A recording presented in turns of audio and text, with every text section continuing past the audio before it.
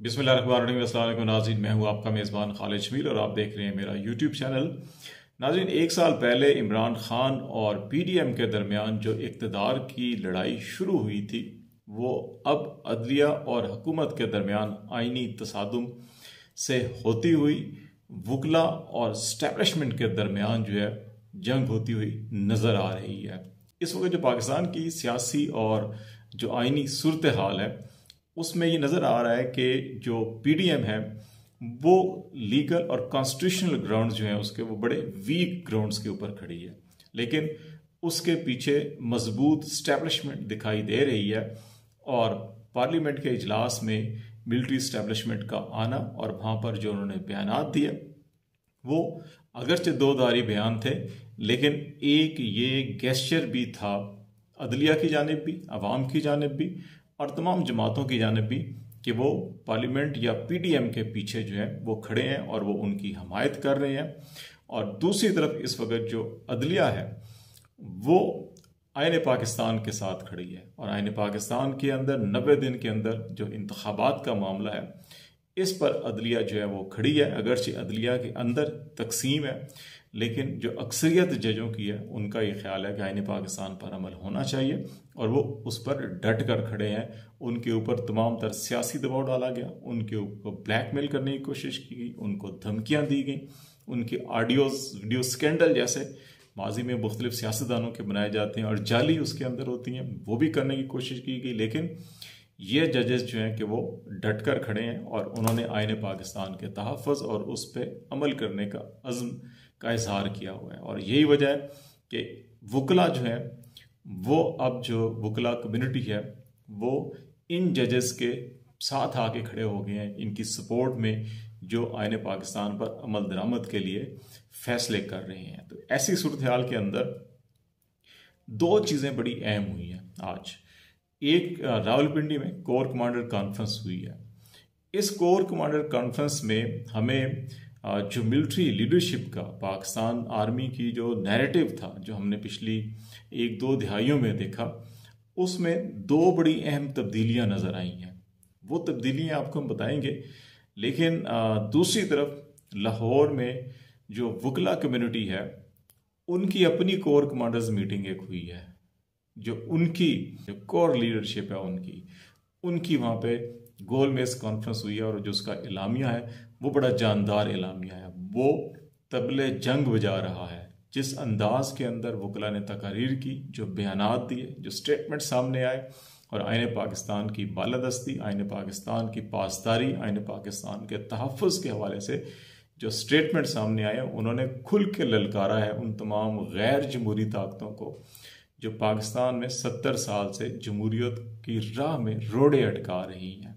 और तीसरी एक पॉलिटिकल डेवलपमेंट जो है वो पाकिस्तान पीपल्स पार्टी के बाद जमात इस्लामी भी सरगर्म हुई है और वो मैदान में आई है।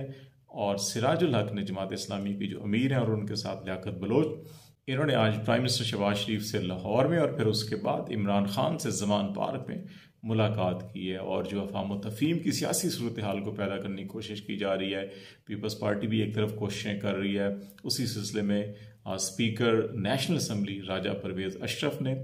JUI के अमीर और PDM के सदर मौलाना फजल रहमान से जाके मुलाकात की है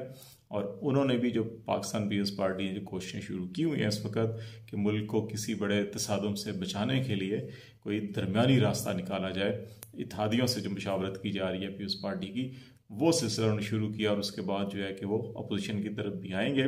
और इसी सिलसिले में जमात इस्लामी के अमीर ने भी वज़ीर-ए-आज़म और इमरान खान से मुलाकात की है। इन मुलाकातों का मकसद जो है कि वो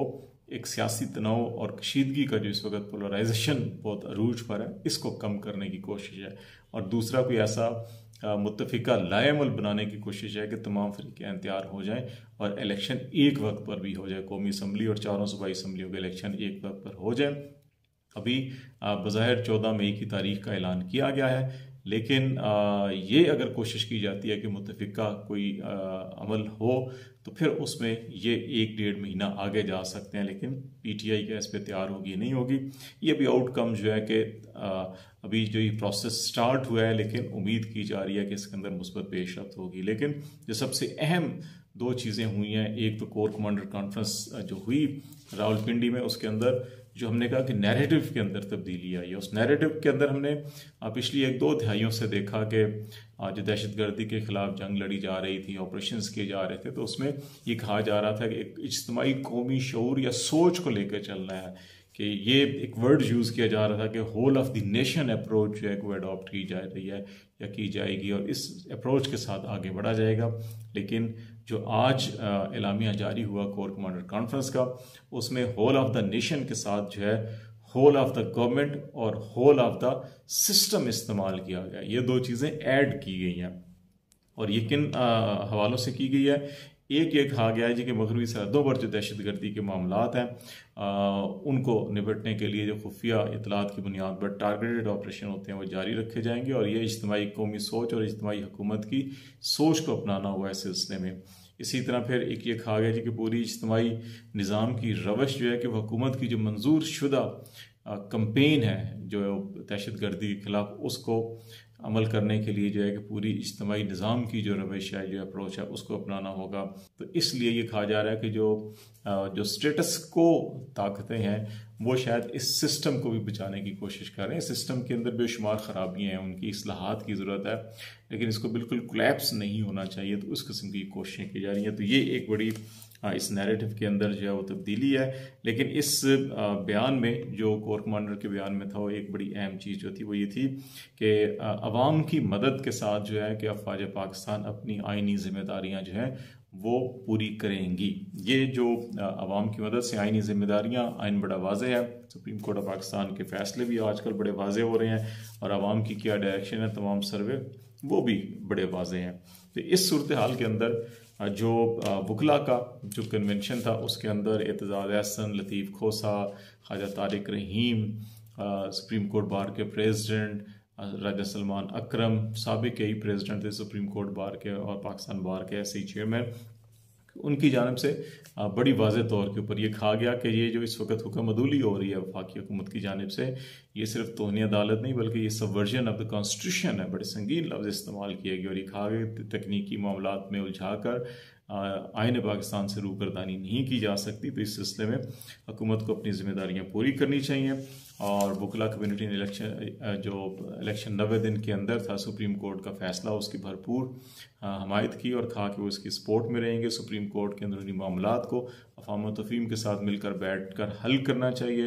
اور عدالت کو ریگولیٹ کرنے کے لیے جو قانون سازی کا مطلب جو ہے کہ وہ عدلیہ کی آزادی، وقار اور اتھارٹی کو نقصان پہنچانا ہے. وکلا عدلیہ کی حمایت کرتے ہیں. پرائم منسٹر شہباز شریف پہ زور دیا گیا کہ وہ انتخابات سے گریز نہ کریں،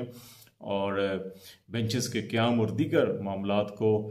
جواز بنا کر جو ہے کہ وہ توجہ الیکشن سے نہیں ہٹانی چاہیے، اور 90 دن کے اندر الیکشن ہونی چاہیے. اور اس سلسلے میں ہر پاکستانی چاہے وہ کسی بھی عہدے یا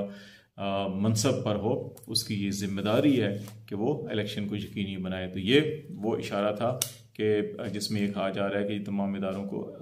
سپریم کورٹ آف پاکستان کے فیصلے کی سپورٹ کرنی چاہیے. اور وکلا نے بھی اعلان جو کیا، جس کو طبل جنگ کہا جا رہا ہے، وہ یہی ہے کہ اگر کسی بھی ادارے نے سپریم کورٹ کے فیصلے پر عمل نہ کیا یا نہ کرنے کی کوشش کی، اور 14 مئی کو الیکشن میں کوئی رکاوٹ پیدا کرنے کی کوشش کی، تو اس سلسلے میں وکلا کمیونٹی سپریم کورٹ کے ساتھ مل کر ان کو پھر توہین عدالت کی نہیں بلکہ سبورژن آف دا کانسٹیٹیوشن کی سزا جو ہے اس پر عمل درآمد کے لیے سپریم کورٹ کے ساتھ کھڑے ہوں گے اور بھرپور تحریک چلائیں گے. تو یہ بڑی اہم ڈیولپمنٹ تھی. ابھی دیکھتے ہیں کہ سنڈے اور پھر منڈے کو کیا رپورٹ آتی ہے کہ پیسے